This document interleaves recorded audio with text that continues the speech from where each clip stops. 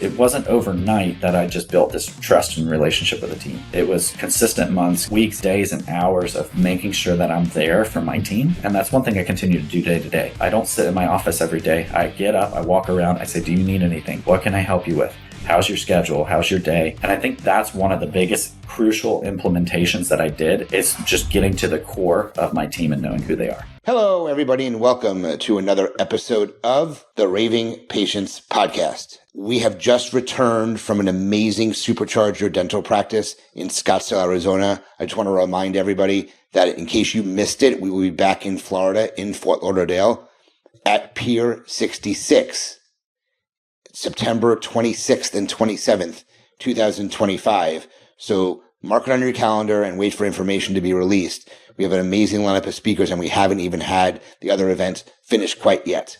So I wanted to make sure everybody's aware of that. I also want to first off thank the sponsors, both Dental Intelligence and the Doc Sites, for their support, allowing me to come to your inbox every single Friday morning at 5 a.m. with a new episode release. I'm speaking with Zach Shelley, who's an office manager at Satellite Family Dentistry. Zach started his journey as a professional skateboarder and has been in the dental field since 2009. He started his career as a dental technician doing fixed and removable prosthetics.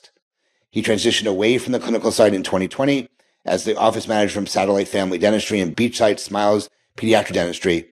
Zach has found a passion for teaching and growing dental practices over the years. So please welcome to the Raving Patients Podcast, Zach Shelley. Zach, thank you so much for joining me today. Thanks for having me, Lynn. Can you just start off by kind of expanding on your bio a little bit, talking about your backstory and how you kind of got involved? That's a big change from skateboarder to dental office manager. So can you fill in those gaps there? Like you said, it is one of those stories that people would not guess. Typically you maybe go from medical to dental or dental to medical or, somewhere in the industry that would kind of align, but not, being a professional skateboarder, which is worlds apart from pretty much anything. So I started skateboarding when I was about 8 years old. So quite some time ago, and always had the dream of becoming a professional skateboarder and competing and traveling the country. And, as I got older, into my early 20s, I realized that, this is a great opportunity, but it's not easy on the body, and wanted to grow a family, wanted to have a wife and kids and, kind of enjoy life on that aspect. But the world of skateboarding doesn't really, allow that so much. It's not conducive to doing that. It is not at all. So I started kind of searching. I was running a skate park. I was competing. I was traveling, and I became friends with another professional skateboarder, ironically. But his dad was a dental technician, and he trained under his dad for many years and used the dental lab to supplement his income. And he was looking for a driver. And I said, hey, I'll take the job. I'd love to, learn. And he's like, no, don't do that. Like, keep doing what you're doing. I was like, no, I want something a little more stable. And I pushed and I pushed and I pushed till he said yes. And I spent the last 11 years from 09 to 2020 working for the dental lab, working my way up. I ended up in management, managing the lab for probably about 9.5 years. And I just started to learn like this passion for dentistry and being able to create smiles for people and actually being a part of somebody's smile, which was really interesting because when you're doing prosthetics, you get to see a whole different part of a patient's experience. And I just really enjoyed that. But there was still kind of something missing. So I was searching for a little while and not sure where to go.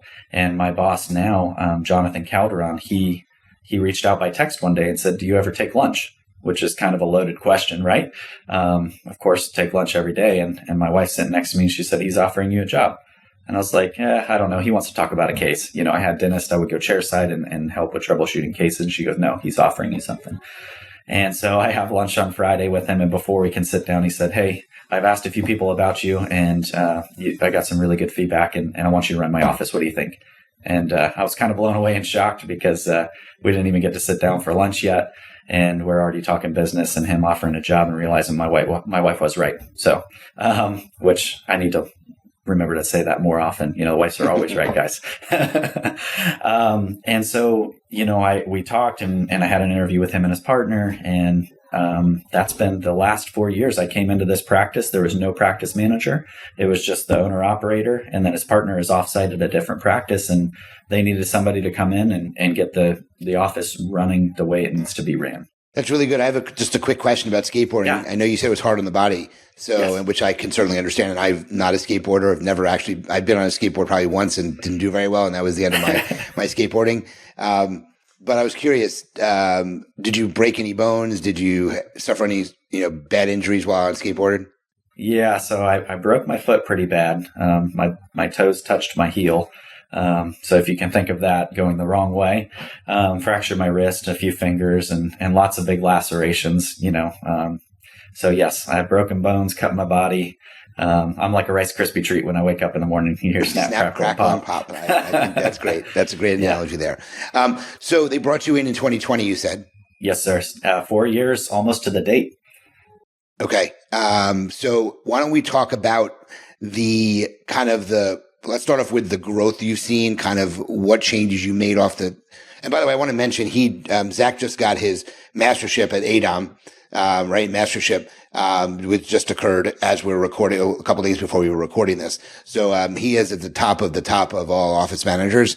And I want to make sure people understood that is who we're speaking with. So talk about the practice, talk about the great strides you made or the exponential growth you had over the past 4 years you've been there. Let's start there. Yeah, absolutely. So, going into a practice, and Lynn, you can appreciate this is, there needs to be structure. Structure is crucial to the growth of a practice. And knowing dentistry very well, as a dentist, you need to be able to be chairside, but also have your practice running like a well-oiled machine. When those two aren't happening and there's not somebody in place to run and structure and build systems, something is going to lack in the back end. So the biggest thing and biggest strides right off the bat that I learned and started to do, because before all this, I had zero clinical dentistry experience. I had lab tech experience, but nothing chairside. So I got an outside view of knowing what the patient's experience is chairside, but I never really got the experience of the back end of what actually happens in the office operations. So I felt like it gave me kind of a clear look and viewpoint of, okay, how do I utilize my dental tech skills and my skills with the patient to leverage this with my team? So I came in, and the first thing I did was start to build relationships with my team. I started to get to know them, every position from hygiene, assistant, front desk, all the way through our associates. And what I feel like that did is start to build trust, because me coming into an office that's never had an office manager, I'm not going to lie to you. There was rough times and there was rough days because I'm a foreign person coming in. Like, who are you? We're used to, Dr. Calderon running everything. Now who's this guy coming in? So I started to just build these relationships one by one, asking questions about them, asking how their family is, what kind of things are they into, what do you love about dentistry, what don't you love about dentistry, and also ask them just, hey, what do you feel is working in the office and what do you feel is not working in the office? Before I started, I had a Google Doc that was like 4 pages long of like, start with this. And even my boss was like, I don't even know what your job's going to look like because I've never had somebody in this kind of position. So we had to really just custom cater and build what I'm going to do in the practice. And then also figure out, okay, at the same time, what an office manager actually looks like in this office with the team that has never experienced this before.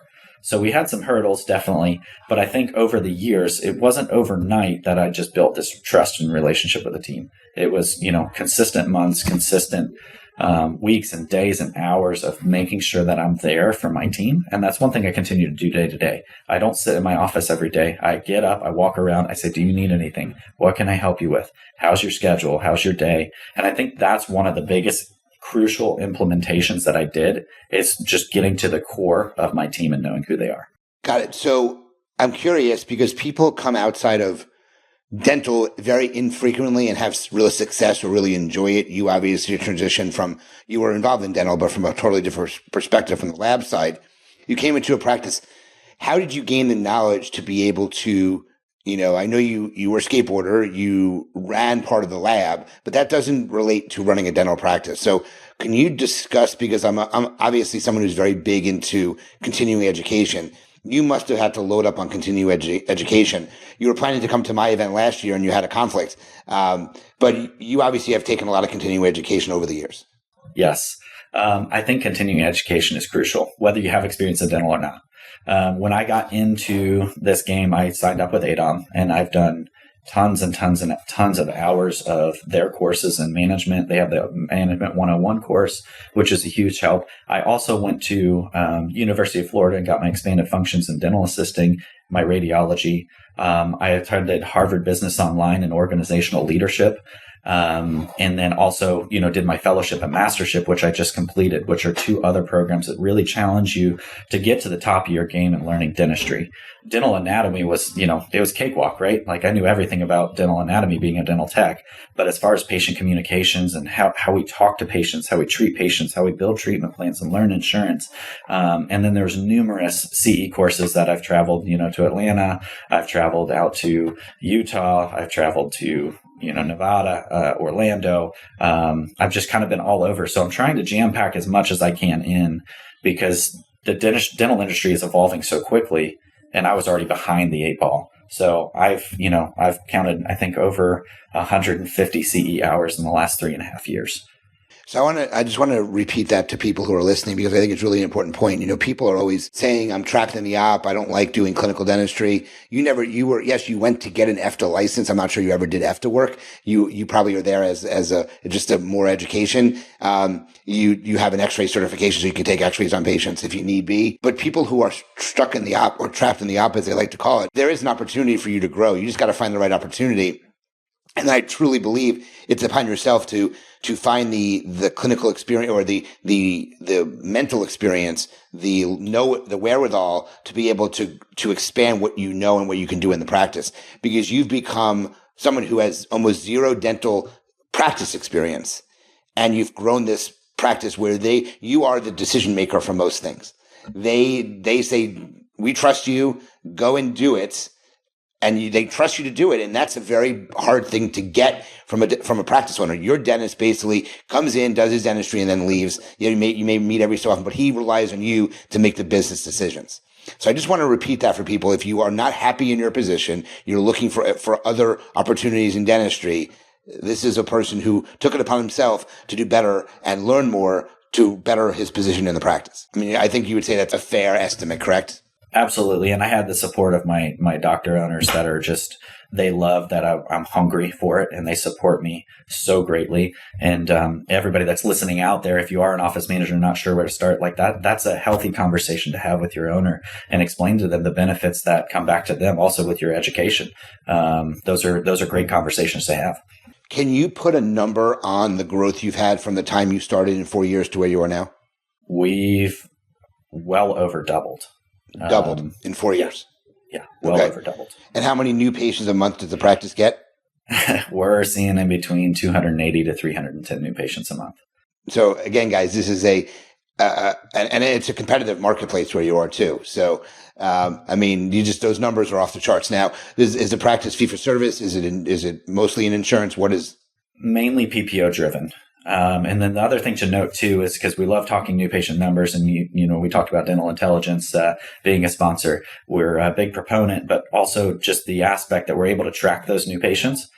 We retain over 88% of those new patients, which is a big number that you all need to really pay attention into your practice of knowing how many patients are actually staying with your office that you're bringing in. Got it. Okay. That's amazing. And you mentioned Dental Intelligence. They are a sponsor. I used them for many, many years. We both spoke at the IntelliCon meeting, so obviously we're both very big proponents of Dental Intelligence. If you have not tried Dental Intelligence, you don't know what it is, I highly suggest you reach out for a demo to learn more about how it can help your practice, because it will help drive your numbers in your practice. And as they say, you don't know anything unless you know your numbers. You have to know your numbers to be successful. Absolutely. So we talked about the growth that you've had. Let's talk about the culture that you've set up in the practice, because I know that how many employees do report to you? Everyone. So maybe between 36 to 40. So a very large team as well. So can you talk about the culture that's been established in the practice? Because I believe that a practice is not as successful unless there's a really good team culture behind it. You can only get so far before you stop growing. So can you talk about the team culture there? Yeah, and it's really interesting too, because we have two kind of almost separate cultures that we have to blend together, right? We're running a general office, but then we're also running a pediatric office. And the skill sets are kind of completely different between the two sides.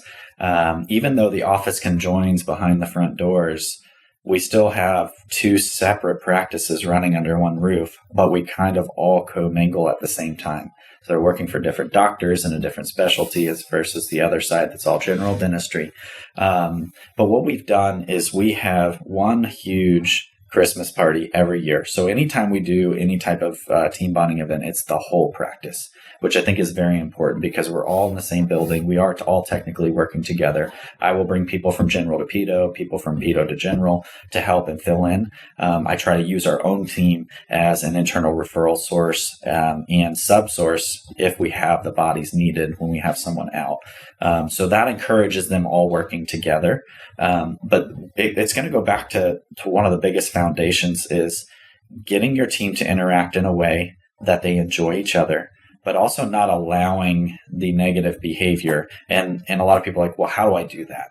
And it's being active in your practice. As the practice manager, I'm making sure that, like we talked, going through and walking these hallways and checking in with people, you're always a presence through the office. And it's not that you're walking through to try and catch somebody. It's, I'm here to help you.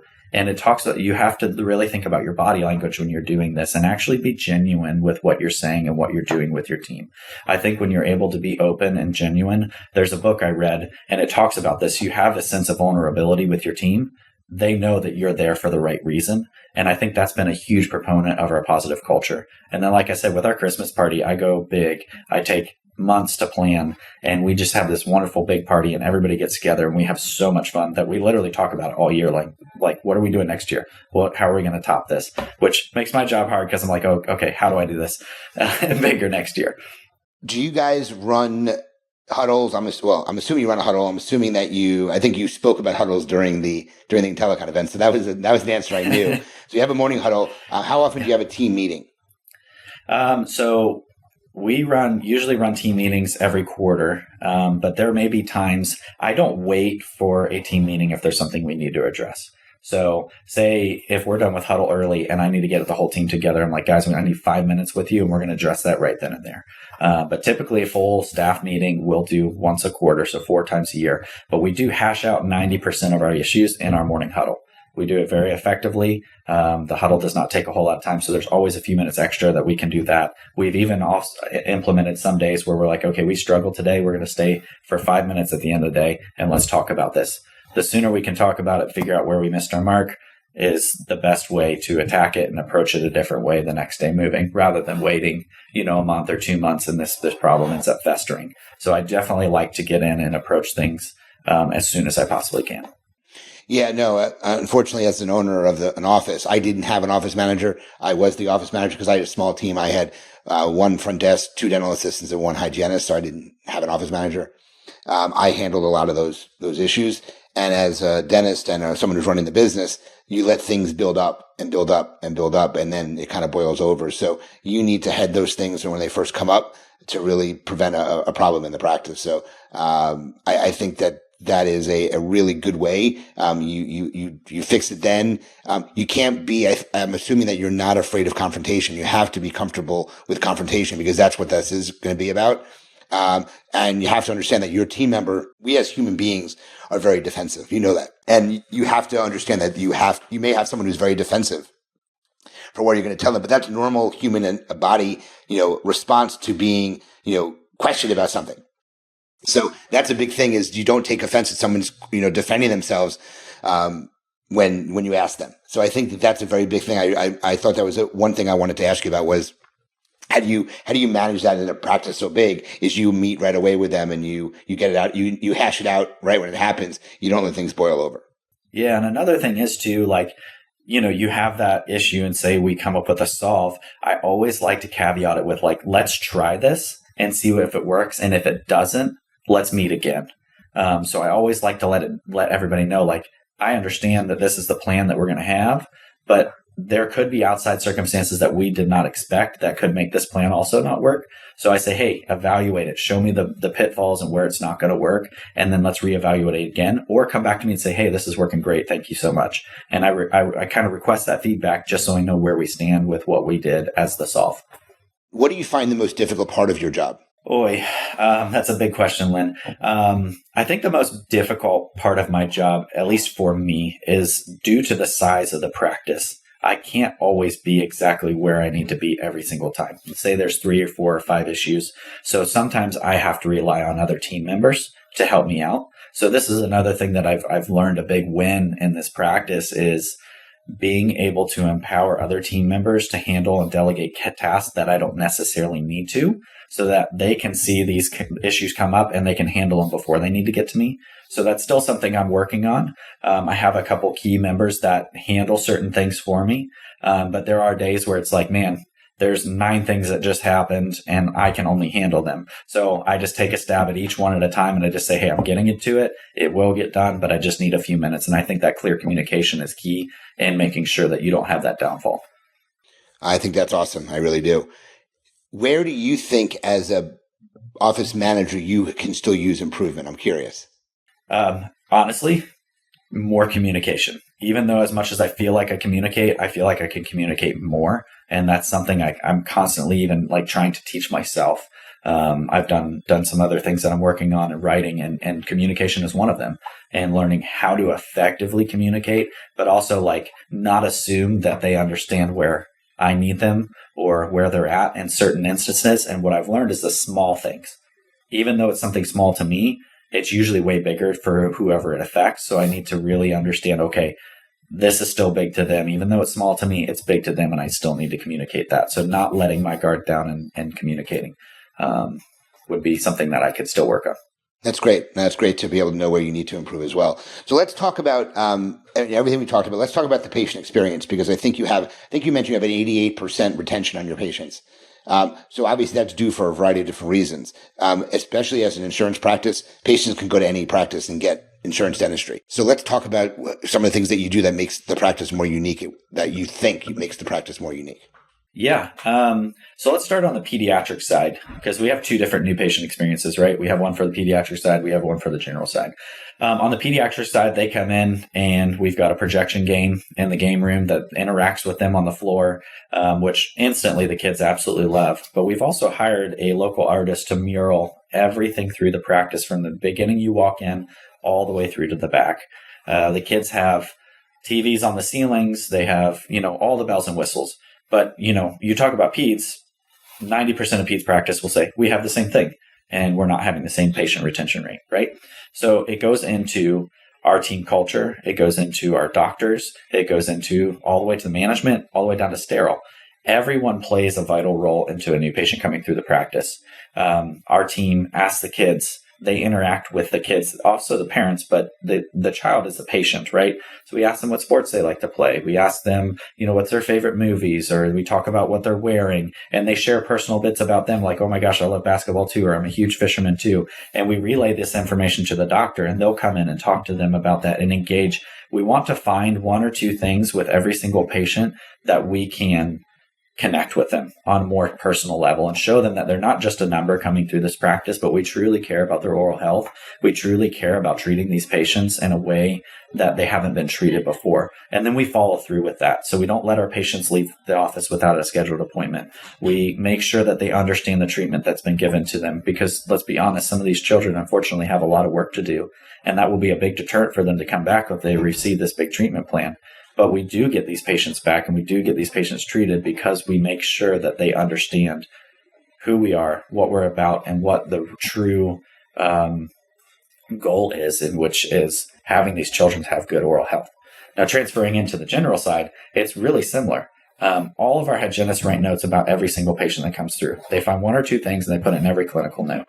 And then when we bring those patients back, we ask them, they say, hey, Lynn, if you went on a cruise and you're here in our office, the next appointment they come in, they're going to say, hey, how was that cruise? It was 6 months ago, and the patients think we're awesome for it. But really, we just wrote those notes because we put in a system in place. That way we can engage with the patient and remember when they come in, they're greeted with a bright smile. If they have a cute purse or anything like that, the girl's like, oh my gosh, I love your purse. Where did you get it? Or, man, the weather's terrible today, isn't it? And they just try to just chalk up a little bit of communication, because a lot of times they're like, okay, Mr. Tao, come in back. Okay, you're getting your cleaning. Okay, see you later. Have a good day. But it's like, why can't we spend a few extra minutes engaging with these patients and learning about them a little bit, because they're the ones that make it possible for us to come to work. So they are worth the time to invest in them and learn a little bit more about them because they're trusting us a lot to be able to work in their mouth. Got it. So that was on any other things about culture that you wanted to add? No, I think that's pretty much everything other than the doctors being on board with this too. Doctors, you have the ability to build such a great relationship with these patients and get them to enjoy you. And I think that's one big thing that we have is these patients all come back because they're like, oh my goodness, I love my doctor so much because he truly cares. You have to find that way to show your patients you truly care about them. It takes a little bit of extra effort, but it makes a huge reward in the long run.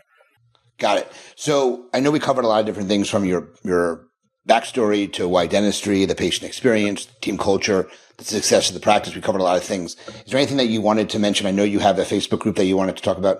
Yeah. So I started a few months ago. Thank you, Lynn.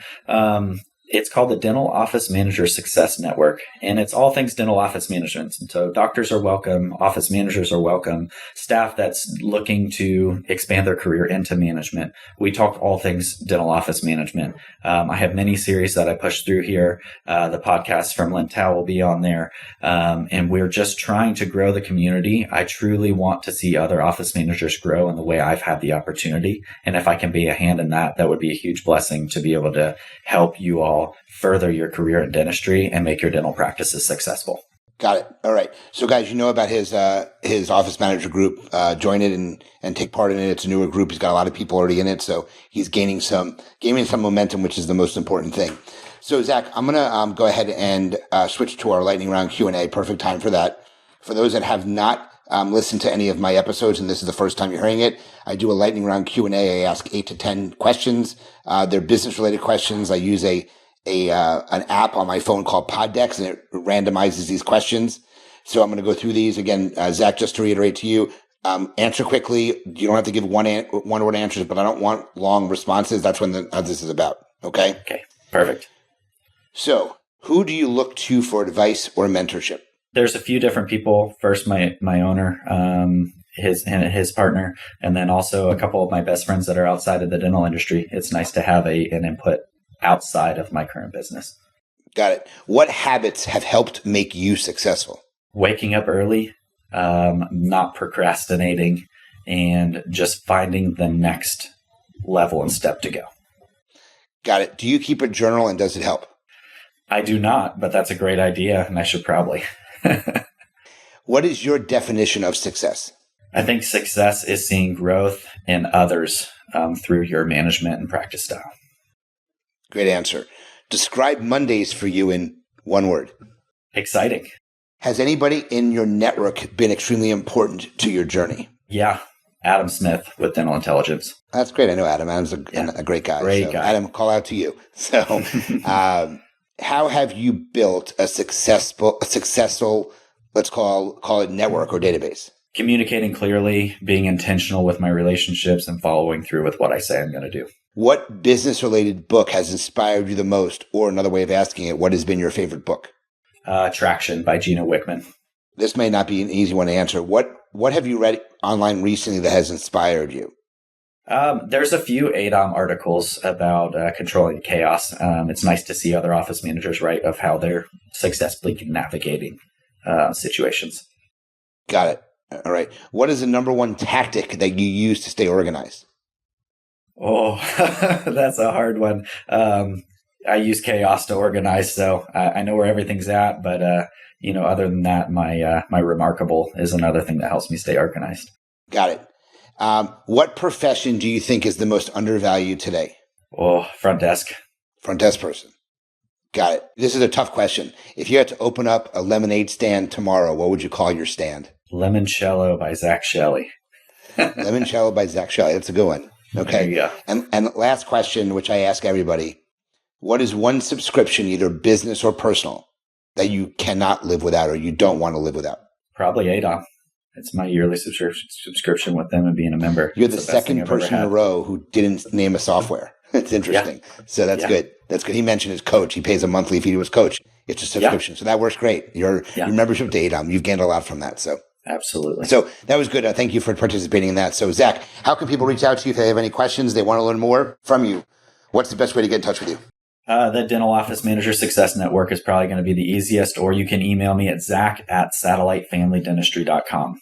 Zach, this was amazing information. I hope the audience enjoyed it. So guys, if you liked it, you want to learn more about what Zach does, join his Facebook group, reach out to him via email. He can certainly help you. He's gone very far in a short period of time. And I love people that want to grow that quickly. So, I'm sure he's got a lot of tidbits and advice he can share with you, but, reach out to his Facebook group or via email if you want more information on that.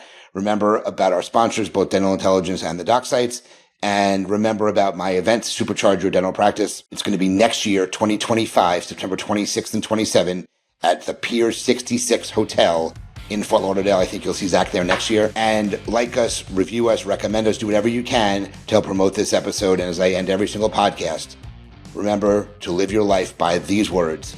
Remember, your reputation matters. Zachy, thanks so much for joining me today, and we'll talk to everyone soon.